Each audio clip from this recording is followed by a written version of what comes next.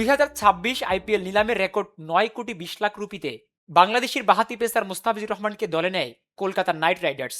কিন্তু মাঠের পারফরমেন্স শুরু হওয়ার আগেই সেই অধ্যায় শেষ হয়ে যায়।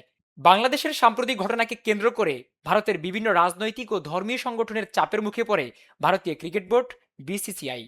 অভিযোগ ওঠে সেই চাপেই মুস্তাফিজকে দল থেকে ছেড়ে দিতে কলকাতা নাইট রাইডার্সকে নির্দেশ দেওয়া হয়।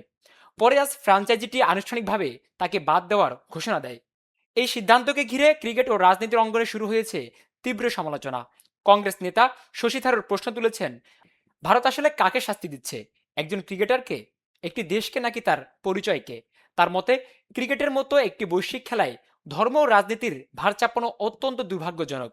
ভারতের সাবেক ক্রিকেটার মদন লালও মনে করেন, উপর মহলের চাপেই বিসিসিআই এই সিদ্ধান্ত নিয়েছে, যা খেলাধুলার স্বাধীনতাকে প্রশ্নের মুখে ফেলেছে। সমালোচকদের দাবি, কলকাতা নাইট রাইডার্সের সিদ্ধান্ত ক্রিকেটীয় যুক্তি নয়, বরং বাইরের রাজনৈতিক ও ধর্মীয় চাপে নেওয়া হয়েছে।